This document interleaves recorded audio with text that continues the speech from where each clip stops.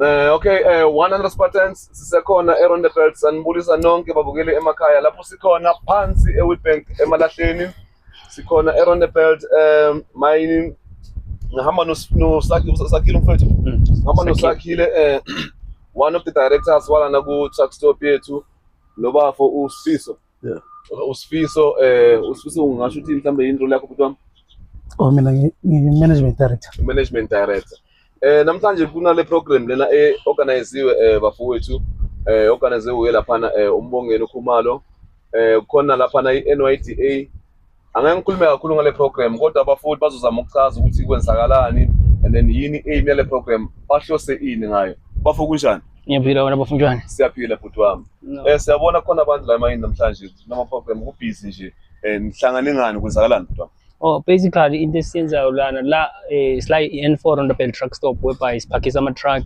siyawawasha bese sithengisa nokudla.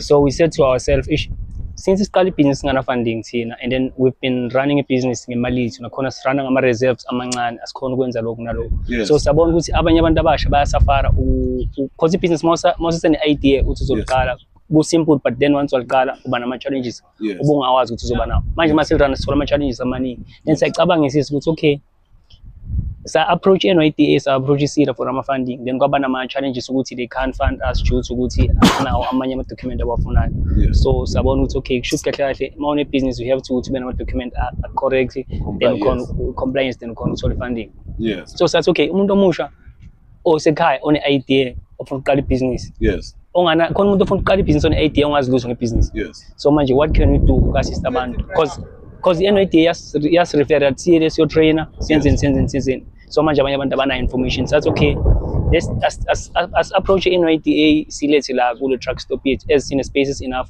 batrain abantu babachazela ukuthi what is a business, how to run a business, what do they need to access ama-funding as NYDA nama-fundings amaningi kakhulu for abantu abasha so sabhala ama-emails senza ama-calls last year late sa-engage ne-NYDA bathi singakhona ukuthi silethe abantu abangaki thina sathi hayi around 50 bazoba right so then yazi yaphasa iprogram yabakhona la so that's why sine-NYDA namhlanje ukuthi khona train abantu abasha ngebusiness. Alright, manje butwami ngendlela obheke ngakhona since siqalile this program ingabe mhlambe izoba i-success mhlambe khona osokubonayo in terms of change? Yeah, izoba i-success because into esi-ema kahle kahle ukuthi abantu batrain mabaqeda ukutrain silandelele thina njengokuthi besibabizile abantu base-NYDA bazela silandelele ukuthi abantu laba babatrainile baba-certifyile na if baba-certifyile how can we push ukuthi kube khona at least because I know they won't be funded all ngisho khona bazogcina baphula out abanye bayithanda ibhizinisi but abana patient but kube khona certain number yabantu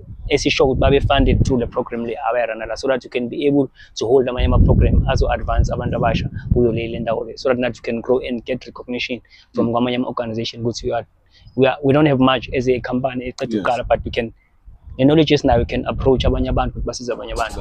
Yes, that's very true.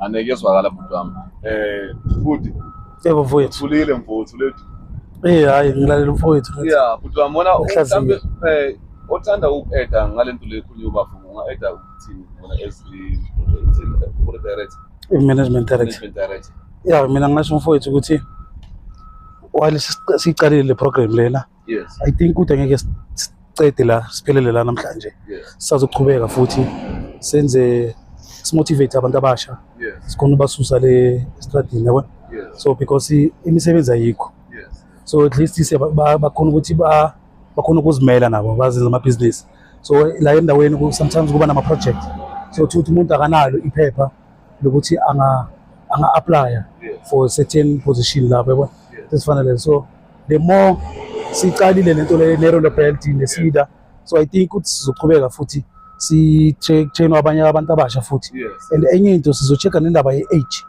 singapheleli ku-35 because nabanye abantu aba-willing ukuthi bangayenza lento because ngendaba ukuthi i-age iphelele ku-25 years so I think sizoyidlalela phansi nabo-SEDA nabo-Rondo Belt sibone ukuthi bangaqhubeka kanjani abanye bangathola njani ama-chance.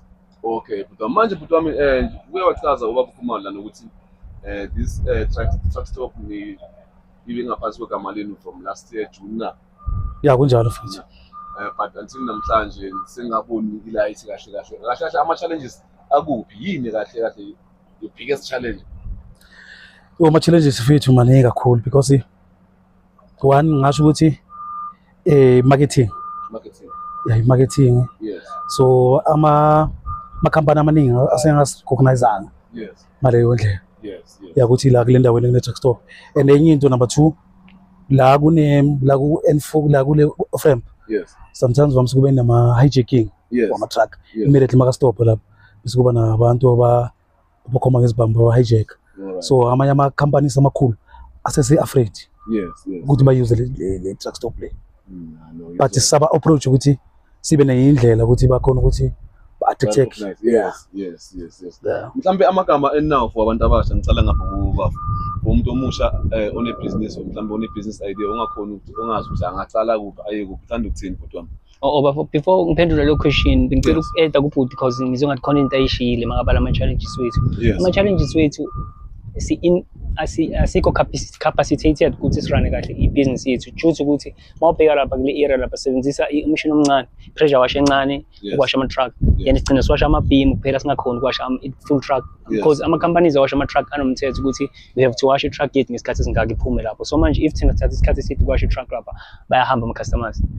So kahle kahle issue yethu we are not funded. So manje we are trying to ukuthi sithole funding kuhulumeni, but then we would like to appeal to government ukuthi why government sometimes fund abantu abanama-ideas ayikufunda abantu abanama-business arana already because more the concept could fail or ingafail ayikho proven ukuthi ingasebenza, but now we have a proven concept, we have proven business ukuthi iyasebenza sine-market already.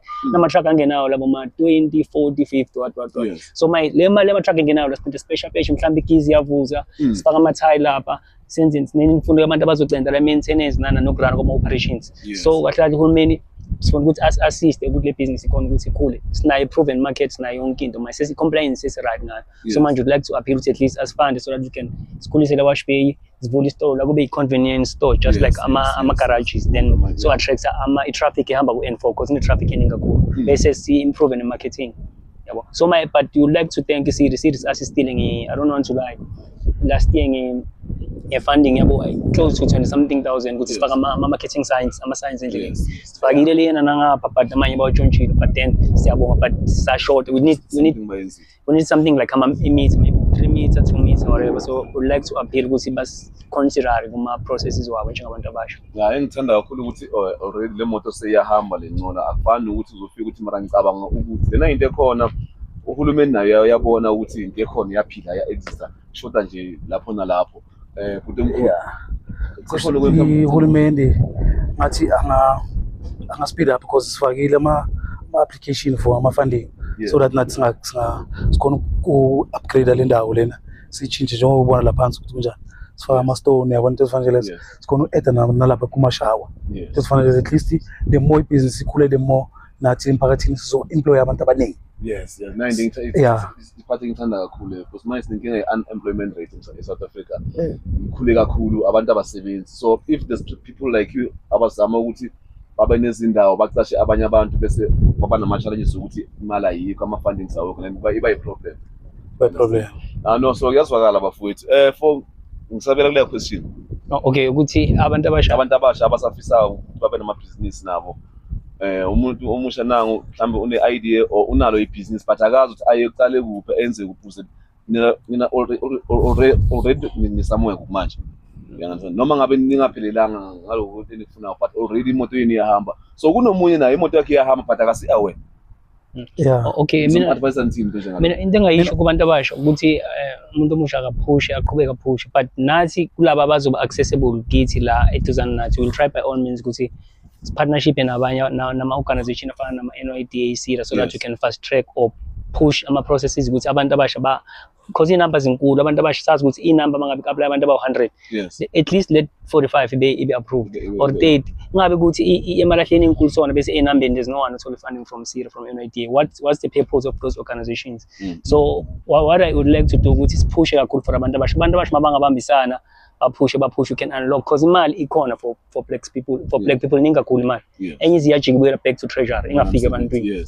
So what we have to do njengabantu abasha masabambana siphushe imali should be unlocked. That's why mina ngilwa nge-compliance nokuthi umuntu abe serious ngebhizinisi yakhe. Then more compliance mawufika etafuleni umuntu afika abeka amaphepha e-compliance yonke into phansi. Why you don't fund that young people? So kahle kahle lento into idinga ukuphushwa kakhulu kube nama-programs akhona so that abantu abasha bazokhona ukujoyina bagcine baba-funded at the end. Ukeda kulo masipala kushilo ukuthi enye into nabantu abasha bangasabi bavele ngaphambili baphakamise izandla ukuze bazokhona ukuthola usizo. No, hayi nesibonga kakhulu singayivala bafethu. 100 Spartans bafethu. Siyabonga sisekhona eRondebelt bafethu, abafethu laba abayalwa balwa kakhulu, abalomuntu kodwa balwa nendlala, balwa ne-unemployment.